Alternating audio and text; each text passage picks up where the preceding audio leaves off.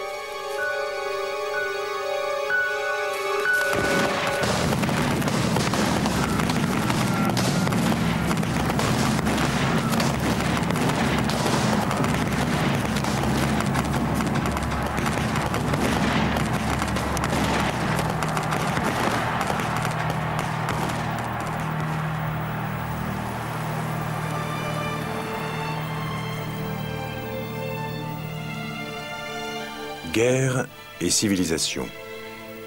L'histoire de l'humanité se confond avec l'histoire de la guerre.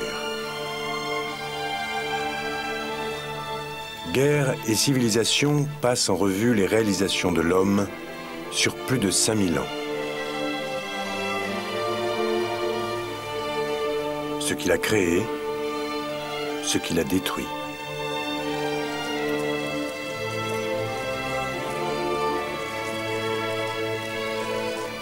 John Keegan est l'un des plus éminents historiens militaires de notre temps. Il a consacré sa vie à étudier la guerre.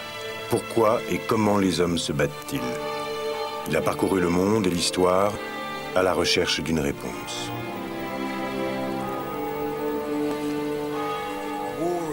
La guerre est une activité vieille d'environ 5000 ans. À l'origine, ces effets n'étaient pas particulièrement dévastateurs, ni même meurtriers, et leur portée restait très limitée. Mais après 5000 ans d'évolution, la guerre est devenue, dans la première moitié du XXe siècle, une activité qui menaça de mettre un terme à la civilisation. Avec Hiroshima, l'humanité prit conscience qu'elle pouvait s'autodétruire.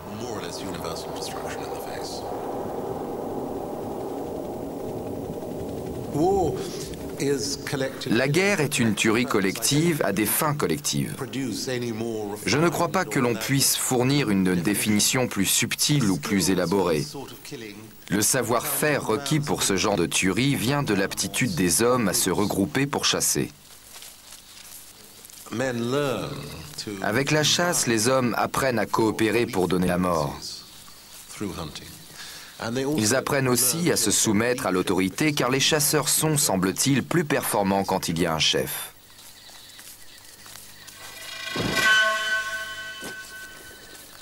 Et l'on passe ainsi de la chasse à la guerre où les hommes, assemblés sous un même commandement, tuent d'autres hommes. Lorsque certains hommes des cavernes inventent l'agriculture et se sédentarisent, ils deviennent du même coup vulnérables. Les prédateurs nomades volent leurs récoltes, leurs outils, leur bétail et leurs femmes. La guerre trouve son origine dans le vol.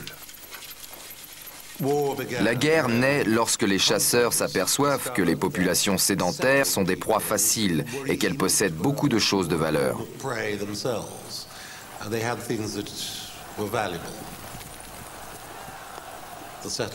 Les populations sédentaires essaient tout d'abord de se défendre en se fabriquant des fortifications, des abris imprenables.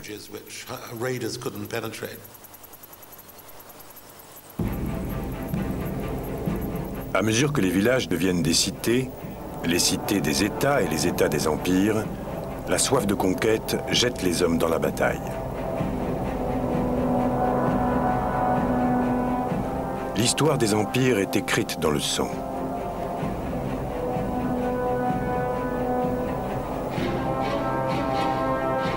Mais quand les premiers empires voient trop grand, les barbares à leur porte savent leur infliger de rudes leçons.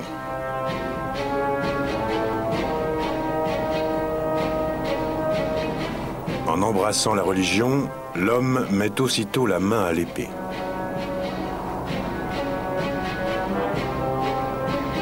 Combien de guerres ont été livrées au nom du seul vrai Dieu, au nom de l'islam ou du christianisme? Quand la passion d'un idéal enfièvre les peuples, la guerre révolutionnaire renverse les monarques. Et lorsque deux credos politiques s'affrontent, le monde verra se profiler l'apocalypse.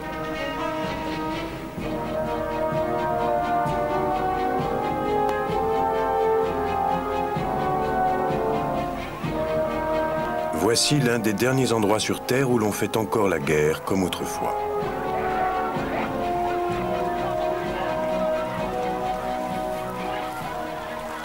À l'origine, la guerre était fort simple.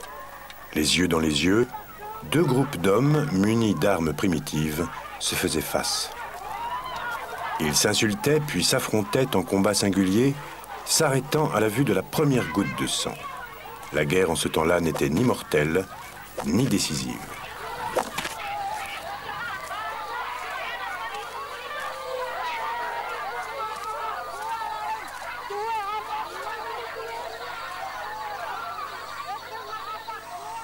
Il y a 2500 ans, les Grecs transformèrent la guerre et lui donnèrent son visage actuel.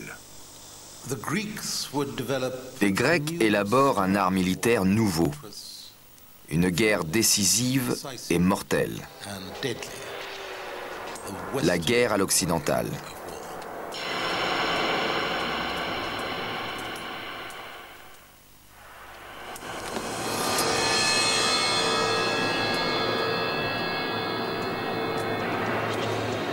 Voici le tout premier soldat moderne, un hoplite. Il apparaît en Grèce il y a presque 3000 ans. 800 ans avant Jésus-Christ, les hoplites inventent une façon de se battre qui survit encore aujourd'hui. Une façon de se battre qui s'est imposée partout en Occident.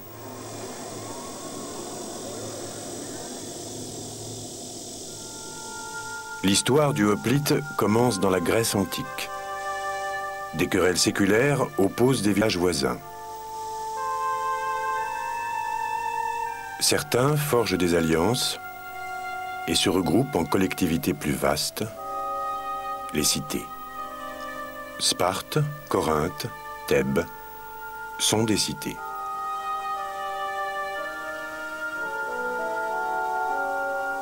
La plus célèbre et la plus puissante d'entre elles est Athènes.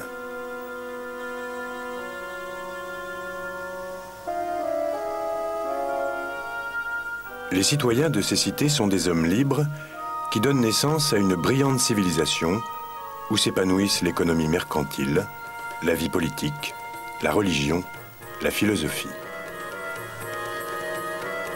Tout cela est rendu possible grâce à l'agriculture. Les Grecs forment en effet une société agraire fondée sur la propriété privée. Ils possèdent des lots de 2 à 6 hectares où poussent fruits et céréales et où paissent des brebis. Et c'est une réussite. L'excédent de récolte permet même l'essor culturel. En cas d'agression, ces paysans se liguent et se battent pour protéger leurs terres et leur mode de vie.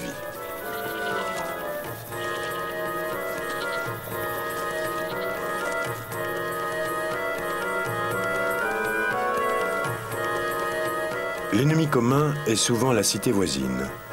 Malgré leur culture commune, les cités grecques se querellent souvent. Presque chaque année, elles se disputent des terres. Un incident de frontière et c'est la bataille.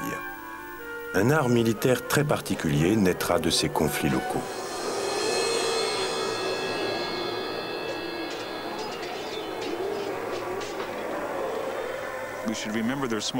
Ce sont de petites collectivités, donc les incidents de frontières sont inévitables. Il fallait trouver une méthode pour que ces conflits soient décisifs et rapides, afin que les paysans puissent retourner à leurs terres sans se faire trucider si possible.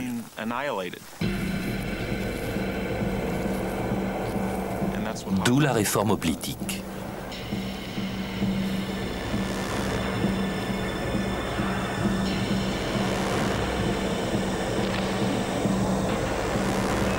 Rapide et décisive. La finalité essentielle de la guerre dans la Grèce antique sera désormais l'objectif de tous les stratèges militaires occidentaux. Rapide à cause du poids des armes et de la cuirasse du hoplite, conjuguée à la chaleur de l'été grec. Décisive parce que chaque camp doit être de retour pour les récoltes.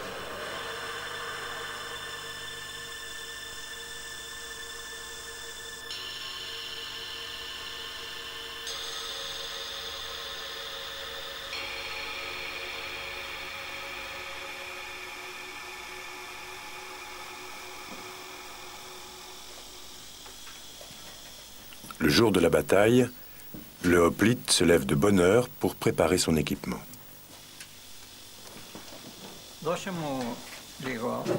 Souvent, le père et le fils se battent côte à côte.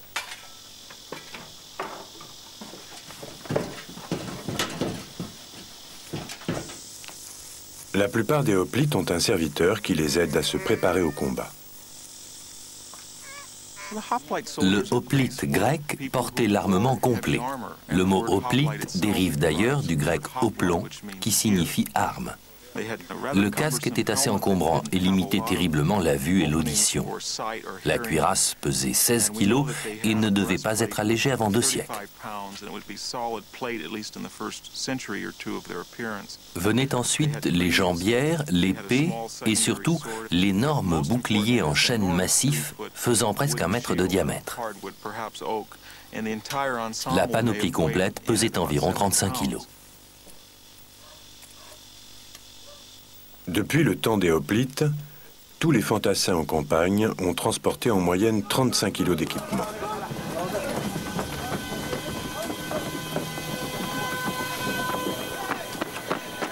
Et aujourd'hui encore, le poids combiné du paquetage et du fusil tourne autour de 35 kilos.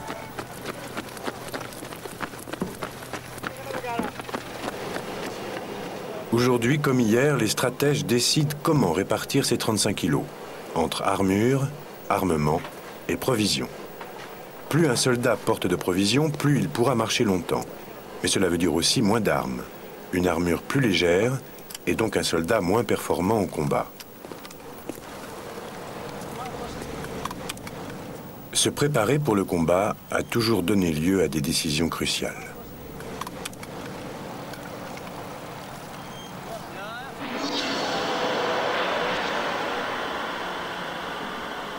Le hoplite, lui, a choisi une lourde cuirasse, peu de provisions et des armes massives et mortelles.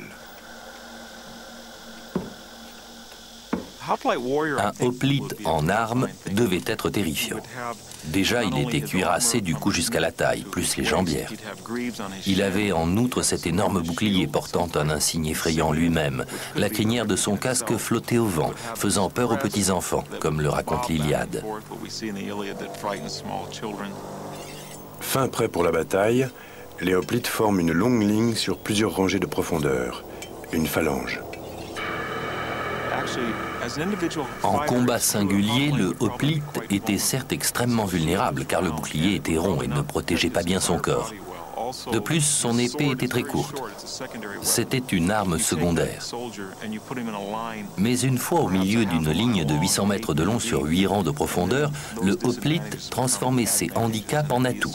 Porté du bras gauche, son bouclier protégeait l'homme qui se trouvait sur sa gauche et lui-même s'abritait derrière celui de son voisin de droite. Les lances brandies par les 3 premiers rangs formaient une haie de piques infranchissable. C'était une formation à nul autre pareille. En grec, le mot phalange signifie rouleau. Pour les hoplites, La clé de la victoire est de maintenir la phalange en mouvement. Une phalange qui avance vaille que vaille a une bonne chance de l'emporter.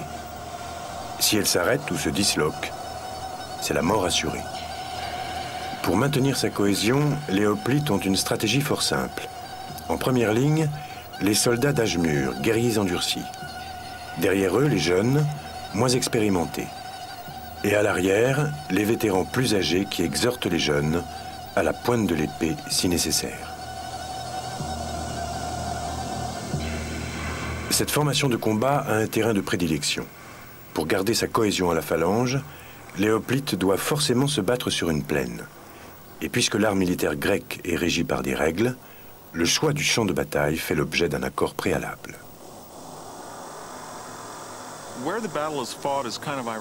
Il y a une certaine ironie à se battre en terrain plat, alors qu'en général le conflit porte rarement sur des plaines fertiles, mais plutôt sur des terrains accidentés servant de frontière entre deux cités voisines. Voilà, j'imagine, comment les choses se passaient. Un berger dévale la colline, disant que les Thébains ont fait une incursion. Les Athéniens convoquent une assemblée et décident que cette fois la coupe est pleine. Ils se mettent en marche avec 2 ou 3 jours de provisions. Les Thébains partent à leur rencontre, se dirigeant vers la première plaine par-delà la frontière.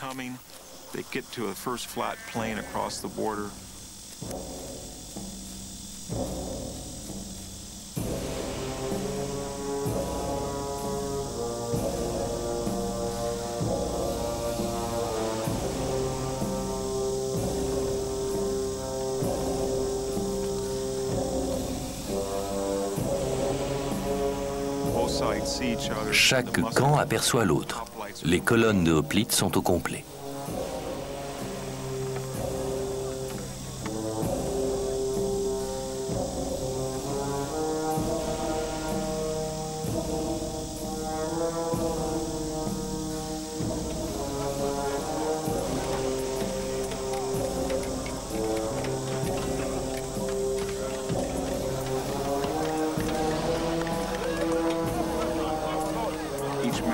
Chaque homme prend place au sein de la phalange et scrute le camp adverse. Parfois, ils se regardent ainsi pendant 10 minutes avant de charger. Parfois, une demi-heure s'écoule, voire même 1 heure.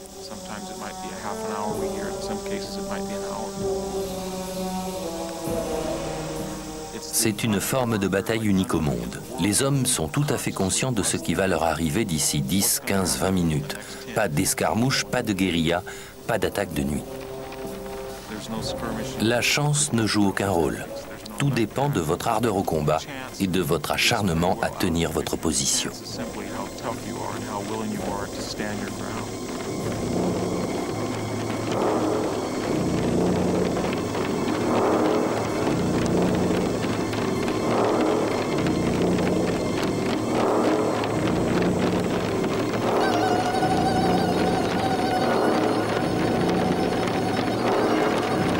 Les hoplites se battent selon les lois de la guerre.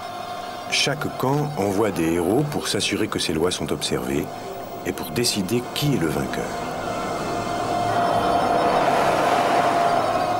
Le poète épique Homère décrit la tension qui précède la bataille. Ils formaient un rempart vivant. La lance serrée contre la lance, le bouclier contre le bouclier.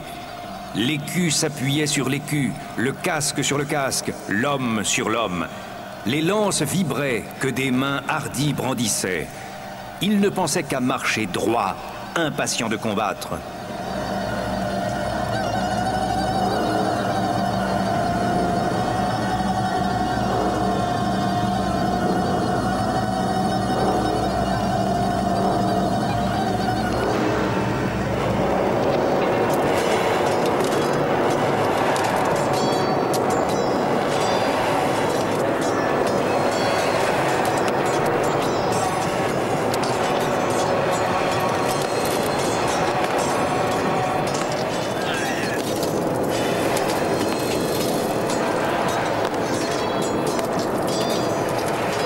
Le bouclier contre le bouclier, ils combattaient, frappaient ou étaient frappés. Il n'y avait ni cri ni silence, mais seul l'étrange vacarme que produisait la bataille et la fureur des hommes. Au cœur de la mêlée, la poussière, le sang et les corps enchevêtrés aveuglent le hoplite. Son casque étouffe tous les sons. Il ne peut réagir qu'à la pression des hommes autour de lui.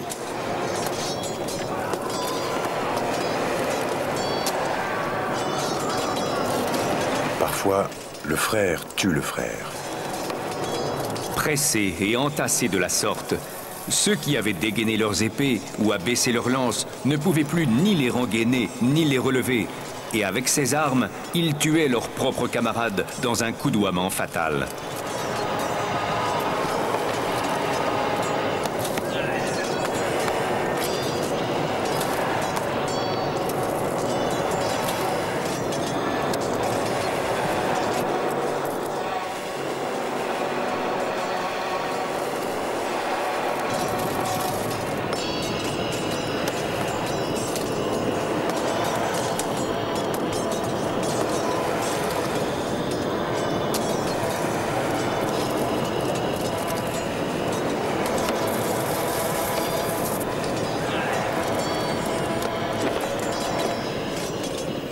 Lorsqu'un camp parvient à enfoncer les rangs adverses, tout se passe très vite. Ceux qui rompent pour s'enfuir offrent leur dos aux lances ennemies.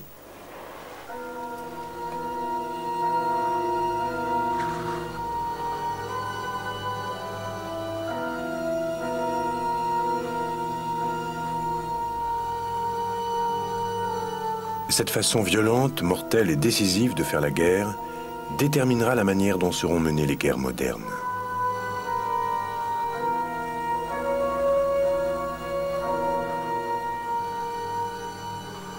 Les cités d'Athènes, Thèbes et Sparte se battaient constamment les unes contre les autres.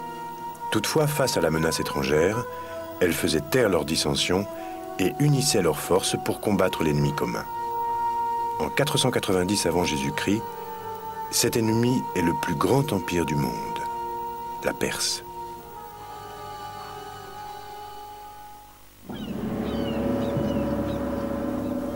Le détroit des Dardanelles est tout ce qui sépare la Grèce de son pire ennemi.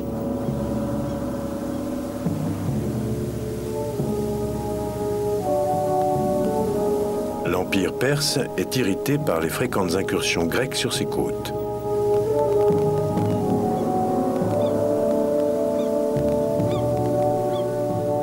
La Perse est aussi vaste que les États-Unis d'Amérique. La Grèce n'est guère plus grande que l'État de New York. La Perse décide de lui donner une leçon. Sa puissante armée prend la mer. L'art militaire grec ne va pas tarder à être mis à l'épreuve.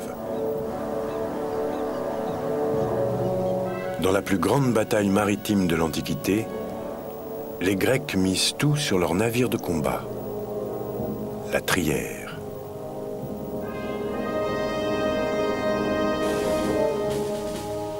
Mais avant cela, Grecs et Perses s'affronteront au sol. 25 000 soldats perses débarquent dans la baie de Marathon, sûrs de la victoire.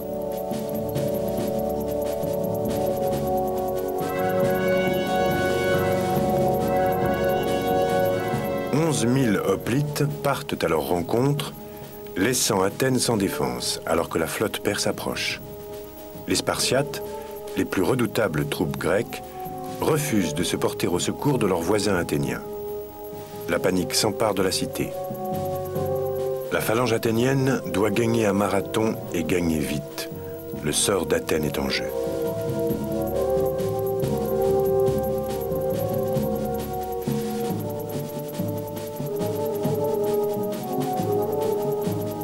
Les Perses ne sont plus qu'à 1500 mètres, de l'autre côté de la plaine.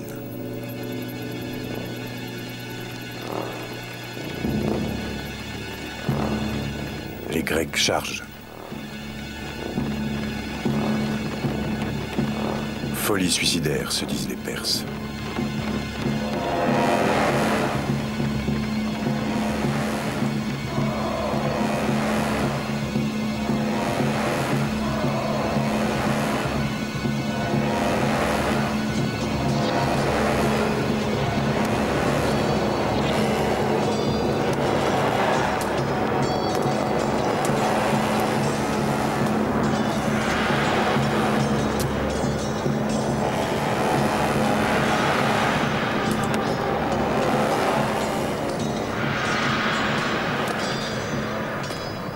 L'assaut est si violent que les Grecs l'emportent.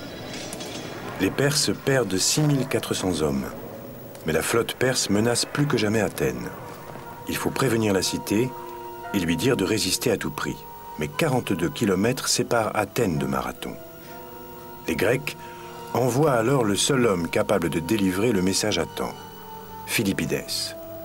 Philippidès entreprend sa légendaire course à pied, le tout premier marathon. En annonçant la bonne nouvelle, Philippidès meurt d'épuisement. Mais sa mort n'aura pas été vaine. Athènes reprend courage et résiste jusqu'au retour de l'armée de Marathon. À sa vue, les Perses prennent la fuite. Dans ce premier grand affrontement entre Orient et Occident, entre Perses et Grecs, la technique militaire grecque a triomphé. L'action décisive a assuré la victoire.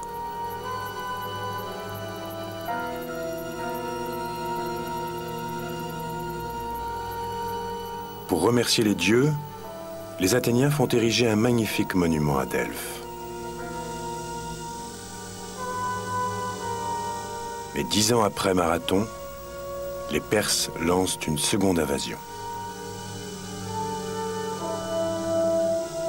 L'oracle de Delphes a prédit que seul le rempart de bois ne cédera pas.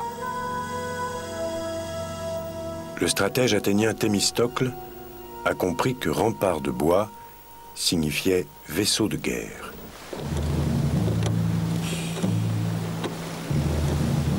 Les Athéniens s'attellent donc à construire une flotte de navires longs et rapides, les trières.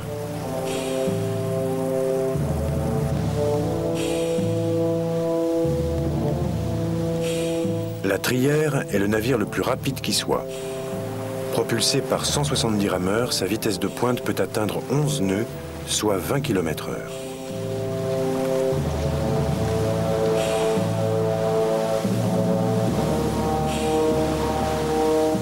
Son arme principale est une étrave géante recouverte de bronze à la proue. La trière peut ainsi éperonner tout navire sur son passage. La flotte athénienne est achevée juste à temps. En 480 avant Jésus-Christ, l'empereur perse Xerxès se lance sur la Grèce avec la plus grande flotte et la plus grande armée jamais réunie, 200 000 hommes. L'armée perse envahit la Grèce par le nord, tandis que sa flotte met le cap sur Athènes et l'île de Salamine.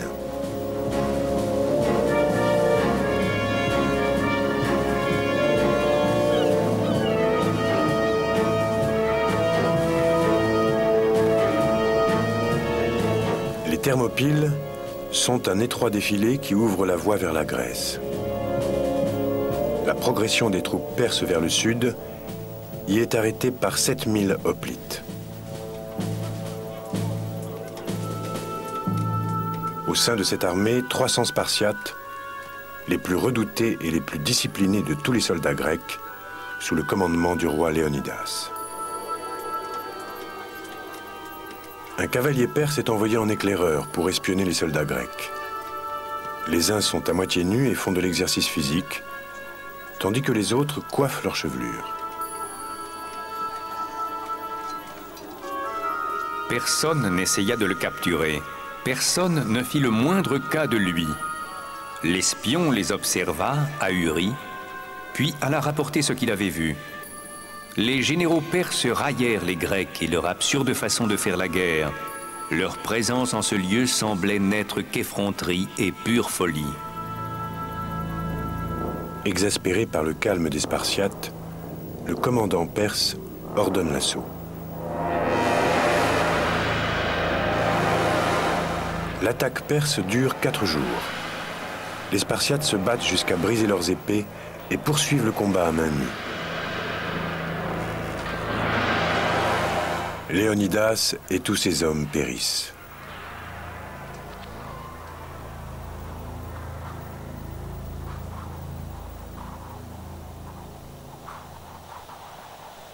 Xerxès et son armée se lancent sur Athènes.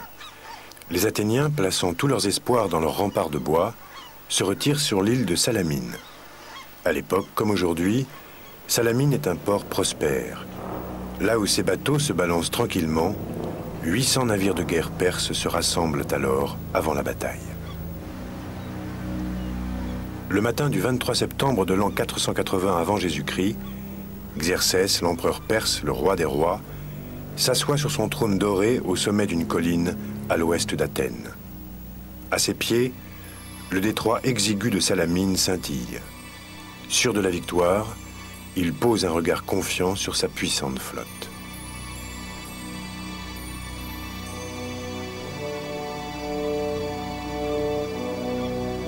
Mais Thémistocle, à la tête de la flotte athénienne, est fin prêt lui aussi.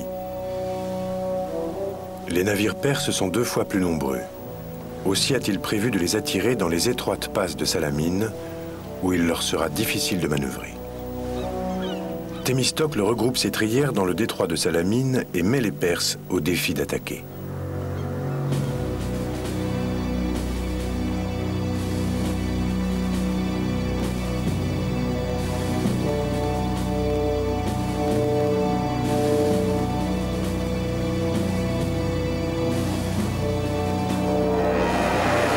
Les Perses mordent à l'hameçon et s'engagent dans le détroit. Au commandement de Thémistocle, les Athéniens se jettent de toute la force de leurs rameurs sur les Perses.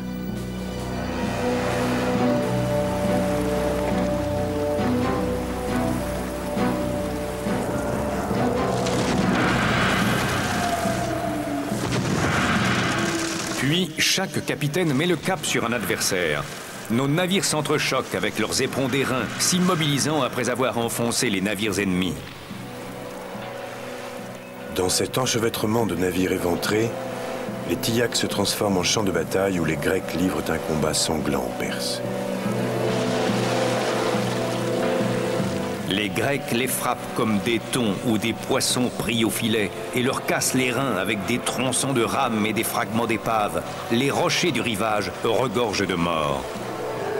Des gémissements mêlés de sanglots s'entendent au large sur la mer jusqu'à l'heure où la sombre face de la nuit les dérobera aux vainqueurs.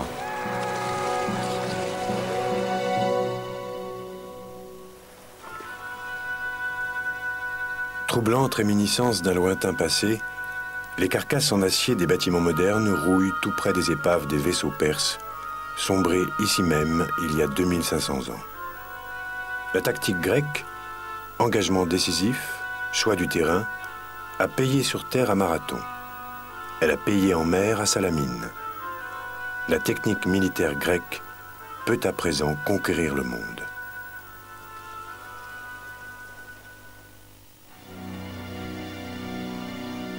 On n'avait plus vu ce visage depuis le IVe siècle avant Jésus-Christ. Une profonde balafre part du front et traverse l'œil jusqu'à la joue. Le visage a été reconstitué à partir de cet ancien crâne.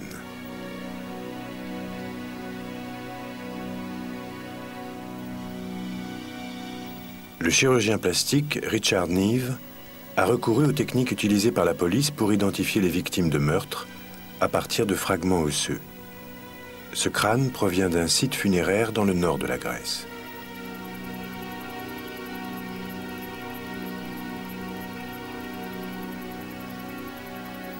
Sur ce même site, un tombeau contenait un crâne vieux de 2000 ans et un squelette que les archéologues croient être celui de Philippe de Macédoine, l'un des plus grands stratèges de l'Antiquité.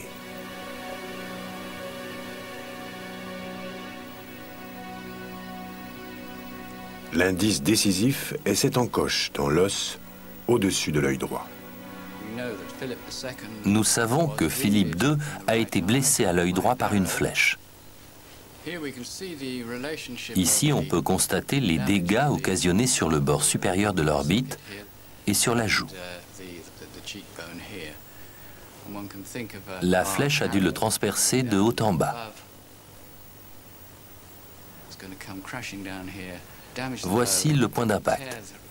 Elle a endommagé l'os, crevé l'œil et fracassé la joue à cet endroit. À l'évidence, avec une telle blessure, cet homme était aveugle d'un œil. C'est le premier fait important que l'on voit apparaître après avoir recollé tous les fragments osseux.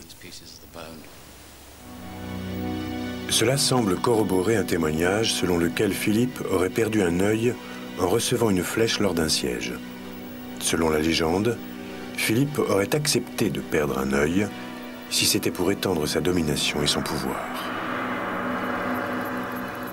La soif de pouvoir de Philippe s'affirme d'abord en Macédoine, un royaume barbare au nord de la Grèce. Pendant plus de 20 ans, Philippe va développer une armée d'un nouveau type. Comprenant la force de la phalange grecque, il l'intègre au sein de son armée.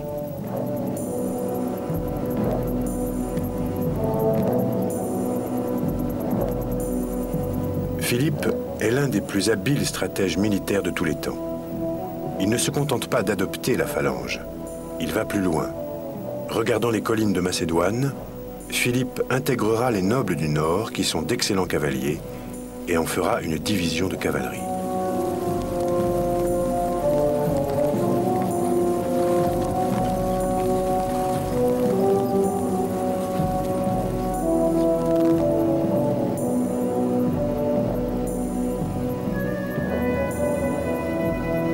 Sur l'île de Crète, il recrute parmi les tribus réputées pour l'adresse de leurs archers.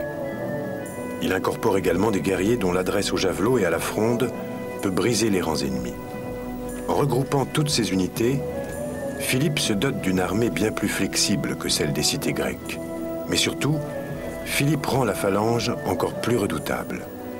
Dans l'équilibre entre armes et cuirasses, il favorise les armes. Philippe réduit la taille des boucliers et double la longueur de la lance, ou saris, qui passe ainsi de 2 mètres à plus de 4 mètres.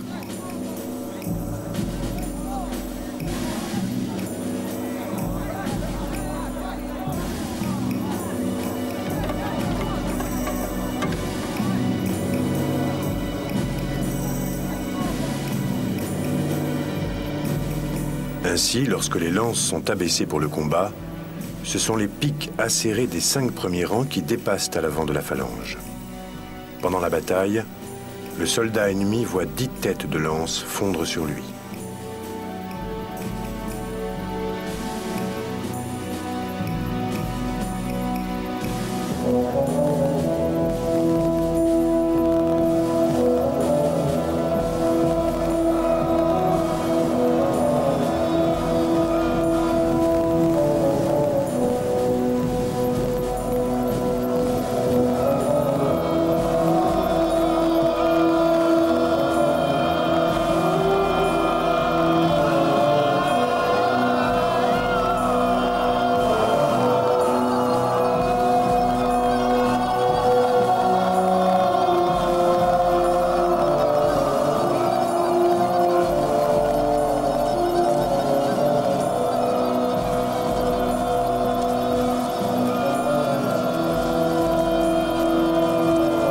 En mouvement, chaque rangée poussant la rangée de devant à avancer, la phalange gagne un élan irrésistible.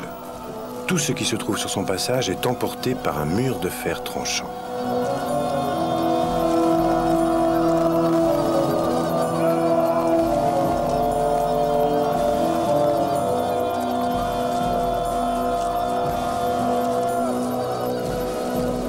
La phalange macédonienne embroche ses ennemis comme des morceaux de viande. Le plus difficile est de dégager les piques des lances des cadavres ennemis.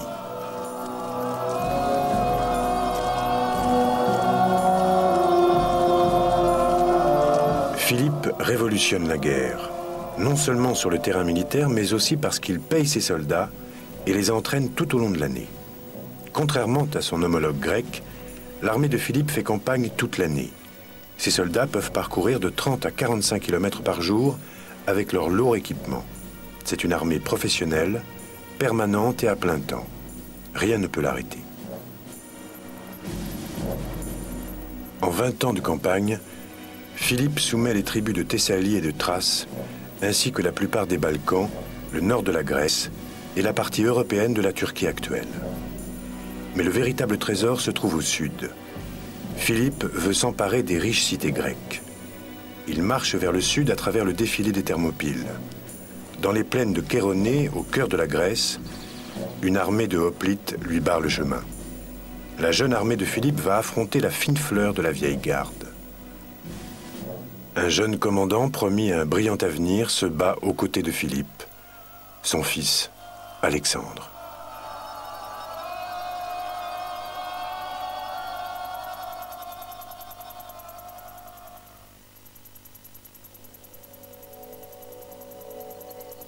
La bataille de Chéronée a lieu en 338 avant Jésus-Christ. Dans cette plaine, 50 000 Athéniens et Thébains font face aux 32 000 soldats de l'armée macédonienne.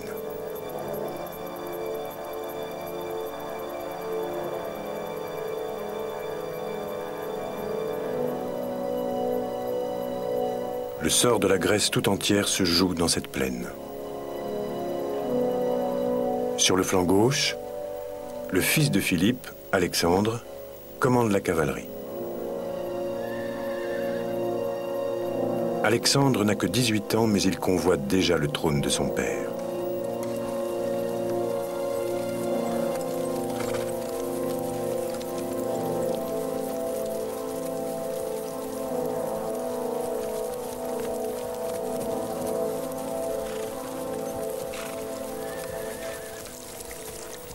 Les Thébains avancent, précédés par la bande sacrée, un corps d'élite constitué de 300 amants homosexuels qui ont juré de se battre jusqu'à la mort.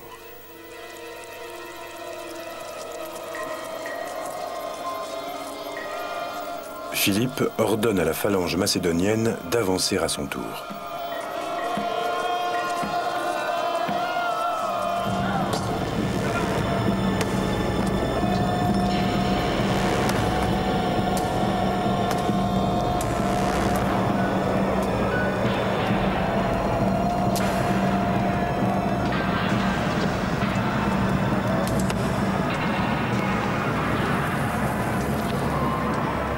Puis il feint une retraite pour obliger les Athéniens à creuser un écart entre eux et les Thébains.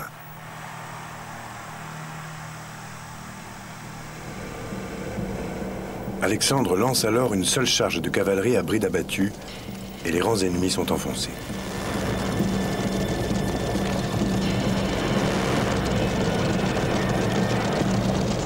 Les Athéniens s'enfuient, laissant 6 000 morts sur le terrain. Les Thébains perdent 20 000 hommes. La bande sacrée est anéantie.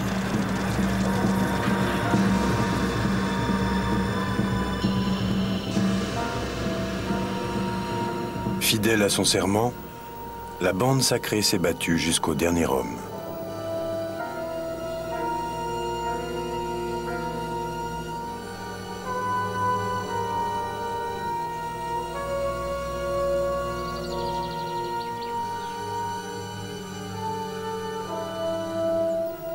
Un tel courage force l'admiration de Philippe qui approuve la construction d'un monument commémorant leur sacrifice. Après la victoire de Chéronée, Philippe règne en maître sur la Grèce. Mais 2 ans plus tard, il meurt assassiné.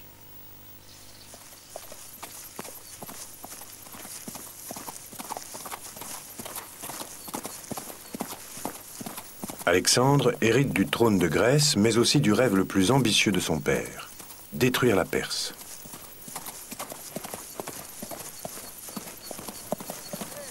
Et avec sa nouvelle armée macédonienne, il a les moyens de le réaliser.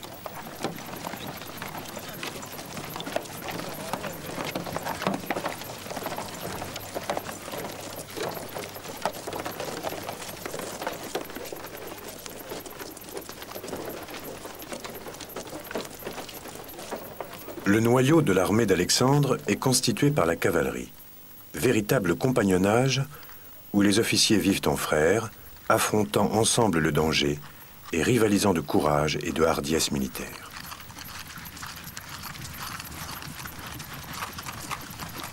Du courage, Alexandre en a à revendre. Il est toujours en première ligne. Dans sa répression contre les Thébains, il inaugure un type de guerre qui deviendra sa marque distinctive. L'anéantissement total de l'ennemi.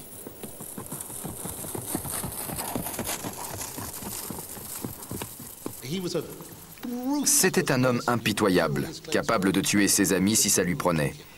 Il méprisait le danger s'il estimait devoir risquer sa vie. Il sera blessé 9 fois, la dernière presque mortellement. Il valait mieux ne pas aller boire avec lui un samedi soir. Lors d'une beuverie, il a tué Clitus d'un coup de lance en pleine poitrine parce que Clitus avait dit quelque chose qui lui avait déplu.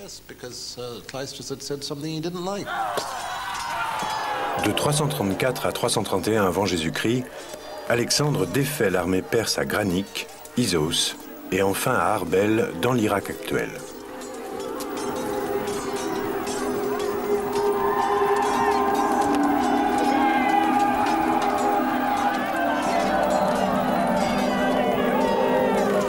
Alexandre, maître incontesté de la Grèce, règne à présent sur l'Asie mineure, l'Égypte et la Syrie.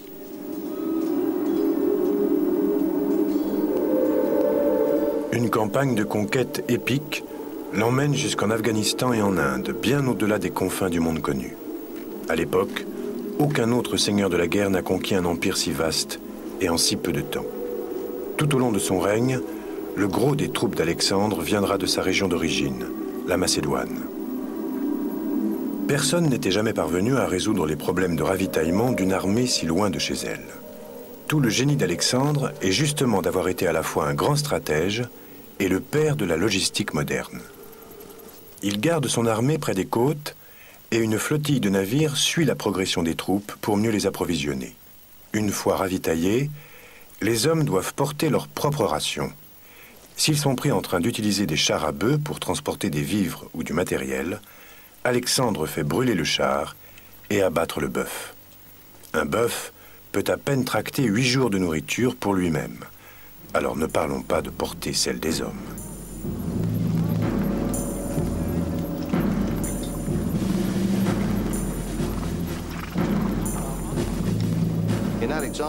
Les choix d'Alexandre sont guidés dans une certaine mesure par les moyens logistiques à sa disposition.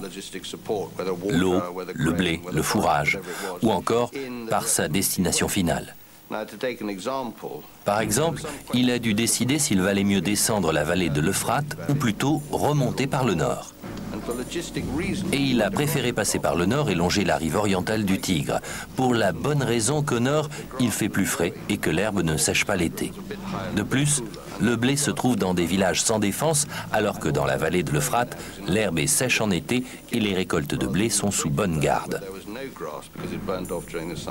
Voilà comment des considérations logistiques peuvent déterminer une décision militaire.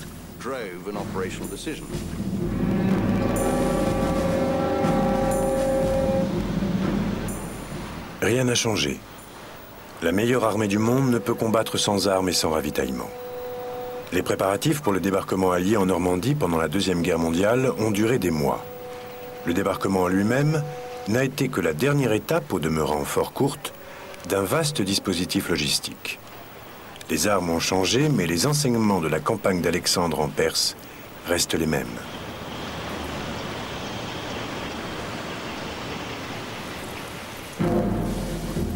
Obligé de s'éloigner des côtes et de ses points d'approvisionnement, il longe le cours des fleuves pour ne pas manquer d'eau.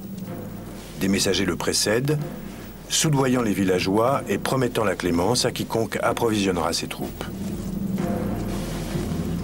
Pour une armée aussi loin de son sol natal, la logistique devient une question vitale.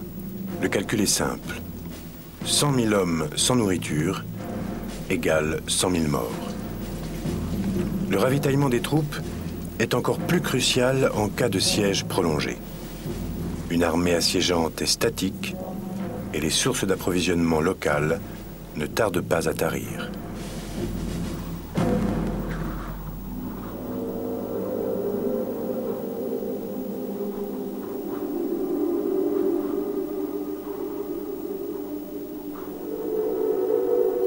Thermessos, en Asie mineure, se trouve au sommet d'une montagne. Alexandre aperçoit la ville alors qu'il traverse l'Anatolie et il n'aime pas ce qu'il voit. La seule voie d'accès passe par d'étroits défilés faciles à défendre. La ville est isolée, donc facile à assiéger. Mais à une telle altitude et avec un relief aussi accidenté, Alexandre sait que le ravitaillement de son armée sera très difficile. Le jeu n'en vaut pas la chandelle Dans sa sagesse, il se retire. Dix ans après avoir renoncé au siège de Thermessos, l'empire d'Alexandre couvre pratiquement tout le monde connu. Un moins bon stratège aurait sans doute tout perdu prématurément en lançant un assaut désespéré contre Thermessos. Alexandre le Grand était l'un des généraux les plus audacieux de l'histoire, mais aussi un des plus avisés. Dans toute l'histoire de la guerre, aucun homme n'a pu rivaliser avec lui.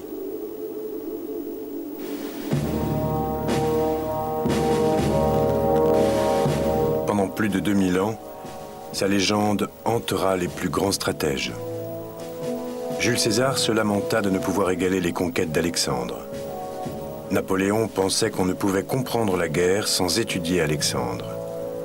Même Adolf Hitler professait son admiration pour le roi de Macédoine.